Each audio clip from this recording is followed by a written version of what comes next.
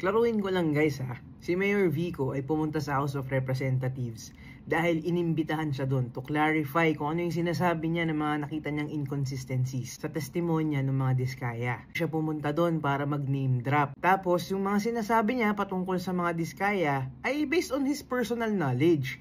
Kasi bilang mayor ng Pasig, meron siyang access sa mga records ng mga transactions ng diskaya na meron sila doon sa City Hall. Yung mga congressman, senador at iba pang public officials na sinasabi nga nila na may kinalaman din doon sa mga flood control projects. Hindi niya pwedeng pangalanan kasi hindi naman niya yung personal na alam. Kasi kahit tayo naman pwede natin sabihin ay si congressman ganyan, korap yan, may kinalaman yan dyan.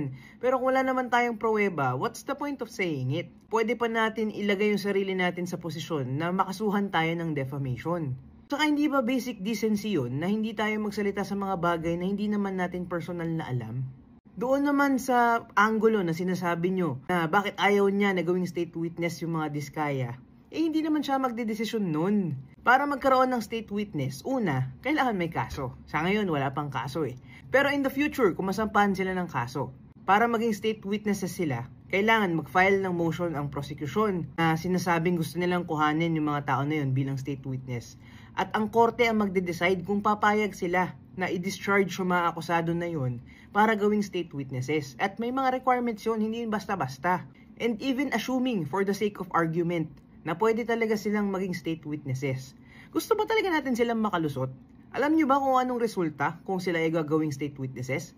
Ibig sabihin, maa-acquit sila, mapapawalang sala sila doon sa kasong isasampalaban sa kanila. At sa laki ng pera, mga tax money na involved, gusto ba talaga natin na hindi sila makasama sa mga mapaparusahan? And to end this video, gusto ko lang din kayong paalalahanan na mag-refrain tayo from name calling. Pwede tayong mag-agree to disagree while still being respectful to each other. Kasi pag natapos naman ang lahat ng to at naparusahan ng mga dapat maparusahan, pare-pares naman tayong makikinabang. Okay? Okay, bye!